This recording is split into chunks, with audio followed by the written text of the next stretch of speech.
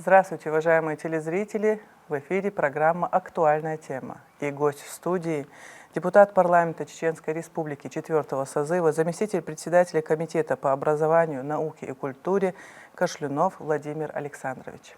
Здравствуйте, Владимир. Добрый день. В этом году исполняется 23 года со дня принятия Конституции Чеченской Республики в ходе всенародного референдума. Оглядываясь назад, Владимир Александрович, как вы оцениваете значение референдума в то непростое время для чеченского народа? Ну, я могу привести на своем конкретном примере. Я в то время руководил сельхозпредприятием.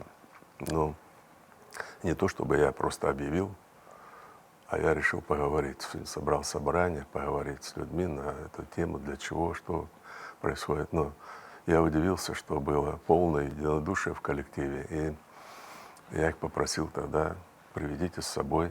Сложная была ситуация. Всех, кто пожелает, уговорить и убедить, чтобы референдум состоялся.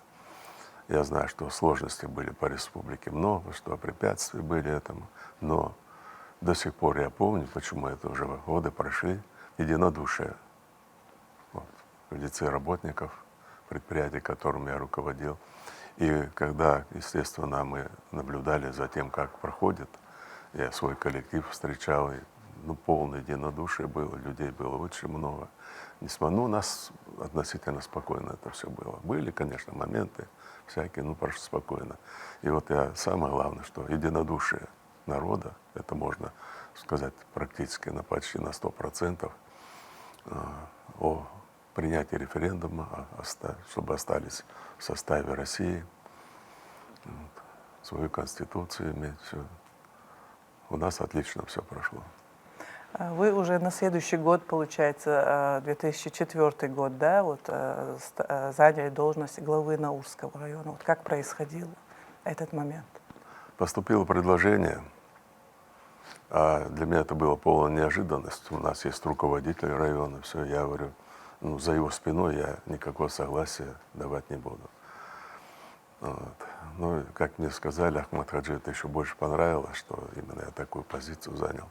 Вызвали руководителя, сказали ему, что он встретился со мной и говорит: спасибо за твою позицию, говорит, я работать не буду, пожалуйста, соглашайся. И вот 12 лет, с 4 по 16 год я руководил районом. Владимир Александрович, почему была выбрана именно ваша фигура, Ахмад Хаджи Кадыровым? Может, это последствия того, как вы приняли участие в референдуме, может, как за референдум я был отмечен, но слышал другие слова. Он именно по национальному признаку сказал: дайте мне, найдите человека, который семья живет, не уезжал никуда, живет, пережил все вместе с нами. Приехали ко мне. Соответственно, там, чтобы соответствовало и опыт работы, и образование, все. А потом с Рамзаном Ахматовичем мы работали. Я считаю, что мы нормально отработали. Что было самым сложным в процессе разработки и принятия основного закона в те непростые годы, на ваш взгляд? Таких особых сложностей не было, но надо, чтобы соответствовала Конституции Российской Федерации, чтобы там не было противоречий. Я встречался, общался с теми людьми, кто принимал непосредственно участие. Джамалдаев Шаид, он именно принимал участие в этом. Мы были коллегами, да и практически в парламенте, мы все время вместе работали. Особого ничего нет. Главное, чтобы было избежать этих мелких деталей, которые могли. Конституция нашей республики должна была противоречить Конституции России. Совмещали, и все такого особенного. Главная цель, наверное, была, чтобы была Конституция, было какое-то правовое был закон, поле, который защищал наши права. И важный момент — это, конечно, межнациональные отношения, свобода вероисповедания, все это было. Какие основные идеи, заложенные в Конституции Чеченской Республики, вы считаете несущими конструкциями мира в многонациональной республике? Именно межнациональные отношения. Ахмад Хаджи, как только заступил на свою должность, первое, что сделал, вопрос о межнациональных отношениях. Первый его был указ, насколько я знаю. И Он тоже это считал важным вопросом. Вот, потому что чем мы сильны, я не раз говорил об этом, нашей многонациональностью, тем мы слабы, если мы на это не будем обращать внимание. Это мое мнение. Всегда наши недруги используют именно межнациональные, межрелигиозные противоречия, вбивают туда клин, и у них, к сожалению, часто получается. Я не имею в виду, что это только нашей страны касается. Во всем мире мы сейчас со стороны наблюдаем за всем происходящим, что происходит и в Иране, и на Украине, и да, и практически везде. Вбивают клин. Вот возьмем пример Индии, Пакистан отделили еще англичане в свое время. А теперь устраивают провокации, хотят, чтобы там чем больше войн, тем им легче живется, тем они богаче живут, тем они пользуются всеми богатствами этих стран, всеми благами, которые ничего нового не придумали. Как вы считаете, закон Конституции касательно межнационального общения, бытия, так скажем, как соблюдается в нашей республике? Ну, в нашей республике он просто не может соблюдаться при нашем руководителе Рамзане Ахматовиче. Он гарант Конституции, и все то, что там прописано, все соблюдается, все исполняется. Это как бы заветы Ахмад Хаджи будущим поколениям, будущим руководителям. Владимир Александрович, вот как, на ваш взгляд, в Конституции Чеченской Республики удается сочетать общероссийские правовые нормы и культурно-исторические традиции чеченского народа? Ну, свои традиции, свой язык ни в коем случае нельзя забывать. Нельзя забывать и традиции всех народов, которые проживают на территории региона. Мы проводим, у нас и есть казачий культурный центр, русский культурный центр есть. Пожалуйста, работайте, занимайтесь, ищите таланты, показывайте себя. И это уже на протяжении всех лет у нас это проходит. Ну, вы сами или члены вашей семьи знают чеченский язык? Это просто такой личный вопрос. Ну, я по своему возрасту, конечно, я понимаю, многие вещи понимаю, но говорить не говорю. Иногда, скорее всего, то, что я стесняюсь. Я знаю, что некоторые начинают говорить там русский на чеченском, ну, над ними посмеиваться. Я этого стесняюсь, я слушаю, запоминаю, не говорю. А вот внуки, у нас же это добровольное изучение чеченского языка по школам. Вот, и я настоял, чтобы мои внуки учили чеченский язык. То есть ваши внуки учат чеченский язык? Да, и отличники, причем. Отличники. И отличники, да. Насколько хорошо, по вашему мнению, вот наша молодежь знает свои конституционные права и обязанности? Будучи депутатом парламента, я по всем школам района по очереди проходил и общался именно с учениками. Порой, честно говоря, я удивлялся даже знанию всех этих моментов. Ну, хорошие ребята, толковые ребята, ученики. Для некоторых было очень много открытий, даже в религиозном деле. Вот иногда мне задавали вопрос о крестовом походе. Что такое крестовый поход? Вот почему христиане пошли на мусульман. То есть напрямую задавали вам, да, напрямую дети? задавали вопрос, я им задаю вопрос в ответ. А что сказал пророк своим единоверцам во времена крестового похода? Не знают. А он сказал: идите в православные храмы, там вы найдете и кров, и защиту. А почему он это сказал, раз крестовый поход идет? А потому что крестовый поход был направлен против ислама и против православного христианства. И все. Не знают. Простые вещи. Надо знать это. То есть Зная, плодотворные встречи вы проводили, Ну, нужные для молодежи? Постоянно. 2 раза в неделю я работал в районе и по очереди встречался с молодежью. Я считаю, что это очень важная работа, ее надо проводить постоянно. Если мы не уделим внимания нашей молодежи, ей уделять внимание другие, то есть наши недруги. И в своих целях, Да. да, используют? Да, и многие вещи надо просто знать, правильно отвечать на многие вещи. Требует ли Конституция Республики каких-то точечных изменений сегодня, чтобы соответствовать вызовам времени?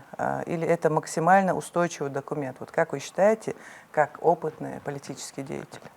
Но такой необходимости в моей памяти не возникало. Главное — соблюдать этот закон, который защищает наши права, соблюдать этот закон. Это, конечно, гарант Конституции. Мы знаем, кто у нас в каждом регионе в стране. Рамзан Ахматович, я считаю, что хороший гарант этой Конституции нашей, именно по правам человека. Но чтобы так, что-то такое возникало, чтобы были какие-то противоречия, я, например, этого не встречал. Главное его соблюдать закон, нам соблюдать закон. Ну, если что-то не так, то обращаться к гаранту Конституции. И я уверен, что все будет отрегулировано, как и было всегда. То есть все уже продумано умными людьми, да, что-то менять, подстраиваться под современность, это уже нет необходимости вот в таком важном документе. Да нам под современность подстраиваться, нам наоборот надо больше думать о истории нашей.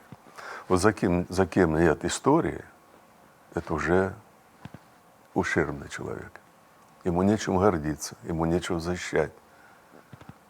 Ему никаким примером не надо следовать, если он не знает своей истории.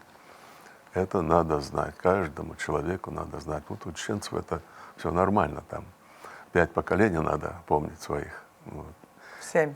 6? 7. 7, извиняюсь. Теперь буду знать и я, что 7 надо помнить Варгайда, поколений. как бы говорится на чеченском. Вот. Воргда. И гордиться этим поколением. История была у нас всякая. И самое главное, если такое присутствует, и не только у нас, везде это присутствует, находятся люди, которые живут негативами. Но тех людей нет, которые совершали те или иные поступки. Нет Да. их. Мы живем в новом мире. И зачем нам это помнить надо, но не использовать это. Брать урок из этого. Брать уроки, совершенно верно. Почему это происходило, тоже надо знать. Например, англичане рвались к грозненской нефти.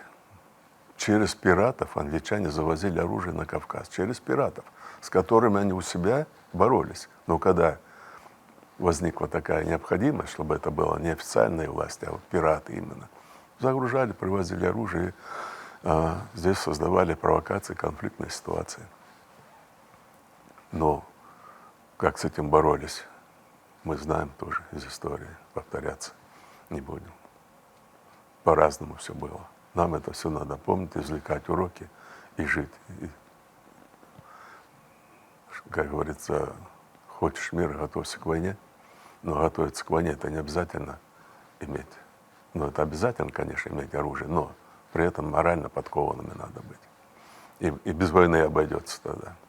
Да. Начинают подрывать государство изнутри, а потом внешне. Я помню слова Владимира Владимировича Путина, когда он заступил на свою должность. Много же было вопросов внутренних именно. А он сказал, надо нам вперед иметь силу от внешнего вмешательства, а потом наводить порядок внутри страны. То есть внешний враг, он намного опасен. Да, если бы начали наводить порядок внутри страны, тогда еще было очень много сил, которые не согласны были. Ну, это силы какие силы? Это не патриотические силы. Это жулье, скажем так, которые уже капиталы были за границей, наработанные здесь, заработанные в России. Конечно, на этом беспределе они наживались, были силы.